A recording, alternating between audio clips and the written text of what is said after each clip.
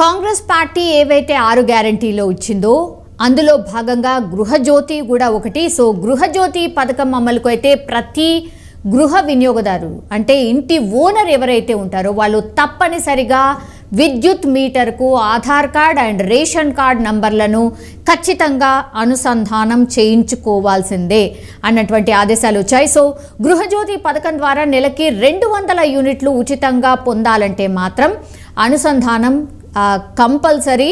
విద్యుత్ బిల్ తీసే సమయంలో సిబ్బందికి ఆధార్ అండ్ రేషన్ కార్డ్ నెంబర్లను చూపి దెన్ విద్యుత్ సర్వీస్ నెంబర్లకు అనుసంధానం చేయించుకోవాలని సూచిస్తూ ఉన్నారు. సో రీడింగ్ తీసిన వారి సర్వీసులకు ఈ నెల 12 తర్వాత మళ్ళీ వచ్చి వివరాలు తీసుకుంటారని ఏఈ చెప్తున్నటువంటి పరిస్థితి. సో ఈ విషయంలో వినియోగదారులు ఆందోళన చెందాల్సిన అవసరం కూడా లేదంటూ వాళ్ళు హింట్ ఇస్తూ ఉన్నారు. సో ఇప్పుడు హామీల అమల్లో భాగంగా అంటే ఎన్నికల హామీల్లో భాగంగా కాంగ్రెస్ పార్టీ ఏవైతే ప్రామిసెస్ చేసిందో అందులో భాగంగా విద్యుత్ వినియోగం ఏదైతే 200 యూనిట్ల లోపు ఉంటుందో వాళ్ళందరికీ కూడా ఉచిత విద్యుత్ అందించే గృహజ్యోతి పథకం అమలుపై అయితే రాష్ట్ర సర్కార్ పూర్తిగా సీరియస్గా కసరత్తు స్టార్ట్ చేసేసింది. ఎందుకంటే సంక్షేమ పథకాల అమలు కోసం అయితే ప్రజాపాలన అభయహస్తం పేరుతో ఇప్పటికే ప్రజల వద్ద నుంచి అప్లికేషన్స్ భారీ ఎత్తున తీసుకున్నారు. ప్రభుత్వం వారిని పూర్తిగా డాటా ఎంట్రీ కూడా చేసేసింది. దెన్ ఎవరు అర్హులు ఏంటి అనేది కూడా స్పెసిఫిక్గా వడబోత కార్యక్రమం అయితే పకడ్బందీగా జరుగుతోంది. సో ఈ క్రమంలో భాగంగానే ఉచిత విద్యుత్ అందించే గృహజ్యోతి పథకం కేవలం ఇంటి ఓనర్లకే వర్తిస్తుందని, రెంటుకున్న వారికి ఇది వర్తించదని సోషల్ మీడియాలో అయితే భారీ ఎత్తున ప్రచారం జరుగుతోంది. సో చాలా మందికి ఈ విషయంలో డౌట్స్ కూడా ఉన్నాయి. కేవలం ఇంటి ఓనర్కి మాత్రమే ఇది వర్తిస్తుంది. అందులో సపోజ్ 2 ఫ్లోర్డ్ బిల్డింగ్ అనుకోండి. సో ఖచ్చితంగా 3 మీటర్లు ఉంటాయి. సో ఓనర్కి ఒకటి, దెన్ 2 కిరాయిదారులకు కూడా 2 మీటర్స్ ఉంటాయి. వాటన్నిటినీ కూడా మరి సపరేట్గా తీసుకుంటారా, కేవలం ఓనర్కి మాత్రమే ఇది వర్తిస్తుందా అన్నటువంటి డౌట్స్ చాలా మందిలో ఉన్నాయి. సో అందులో భాగంగానే ఈ నేపథ్యంలోనే దీనిపై TSSPDCL అధికారికంగా ఒక క్లారిటీ అయితే ఇచ్చేసింది. కరెంట్కి సంబంధించిన ఆఫీసే దీనిపై ఒక క్లారిటీ అయితే ఇచ్చింది. ప్రతిపాదిత గృహజ్యోతి పథకం కింద అద్దెకుండే వారి కూడా అర్హులని స్పష్టంగా పేర్కోవడం జరిగింది. సో ఇంటి ఓనర్ మాత్రమే కాదు, 200 యూనిట్లు ఒకవేళ కిరాయిదారులు కూడా ఉంటే వాళ్ళు కూడా అర్హులవుతారు అన్నటువంటి మాట చెప్పింది. సో ఇది ఒక రకంగా గుడ్ న్యూస్ అనుకోవచ్చు. ఈ విషయంలో జరుగుతున్న ప్రచారం ఫేక్ అంటూ కూడా ట్విట్టర్ వేదికగా స్పష్టం చేసినట్టు సిచ్యువేషన్ అయితే కనిపిస్తోంది. సో ఆధార్తో సర్వీస్ నెంబర్ని ఖచ్చితంగా అనుసంధానం చేసుకోవాల్సిందే.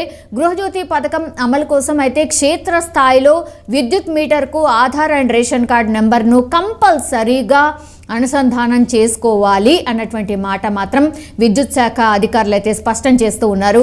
గృహజ్యోతి స్కీమ్ ద్వారా నెలకు 200 యూనిట్ల వరకు ఉచిత విద్యుత్ పొందాలంటే ఈ అనుసంధానం తప్పనిసరి అని విద్యుత్ బిల్ తీసే సమయంలో సిబ్బందికి ఆధార్ అండ్ రేషన్ కార్డ్ నెంబర్లను చూపిస్తే విద్యుత్ సర్వీస్ నెంబర్కు లింక్ చేయాలని కూడా అధికారులు స్పష్టంగా చెప్తూ ఉన్నారు. ఒకవేళ ఈ నెల రీడింగ్ ఇదివరకే తీసి ఉంటే సిబ్బంది మరోసారి వచ్చి వివరాలు సేకరిస్తారు. సో అందులో డౌట్లు అక్కర్లేదు అన్నటువంటి మాట కూడా అధికారులు స్పష్టంగా చెప్తున్నారు. సో ఎవరైతే గృహజ్యోతి పథకం కింద అంటే 200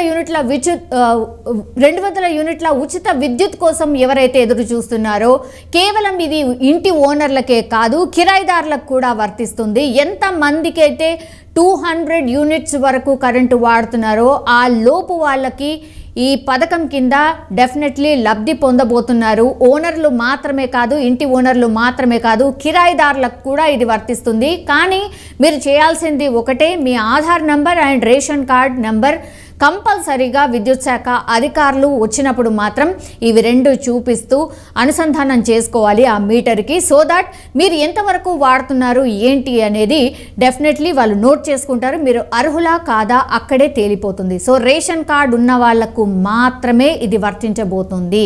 అంటే బిలో పావర్టీ లైన్ ఎవరైతే ఉన్నారో ఇప్పటి వరకు గవర్నమెంట్ లెక్కల ప్రకారం అయితే 90 లక్షల రేషన్ కార్డ్స్ మాత్రమే ఉన్నాయి. అంటే గతంలో ఉన్నటువంటి 90 లక్షల రేషన్ కార్డ్స్ ఏవైతే ఉన్నాయో ఆ రేషన్ కార్డ్ దారులకు మాత్రమే ఇప్పుడు ఈ గృహజ్యోతి పథకం వర్తించబోతోంది అని చెప్పకనే చెప్తోంది. మరి ఎవరైతే అప్లికేషన్ల ద్వారా మొన్న ప్రజాపాలన ద్వారా అప్లికేషన్స్ ఎవరైతే పెట్టుకున్నారో మరి వాళ్లకు ఎలా అన్నటువంటి డౌట్ కూడా వ్యక్తమవుతోంది. దీనిపైన కూడా మరి అధికారులు క్లారిఫై చేయాల్సిన అవసరం ఉంది. ఎందుకంటే 10 ఏళ్ల నుంచి ఒక్క రేషన్ కార్డు కూడా ఇష్యూ చేయలేదని, అందుకే ప్రజాపాలనను పెట్టి మేము ఇవన్నీ తీసుకుంటున్నామన్న మాట చెప్పారు. కాబట్టి చాలా మంది క్వశ్చన్ చేస్తూ ఉన్నారు, రేషన్ కార్డు మాకు లేదు, మరి ఇది వర్తిస్తుందా లేదా అంటే డెఫినెట్లీ నో.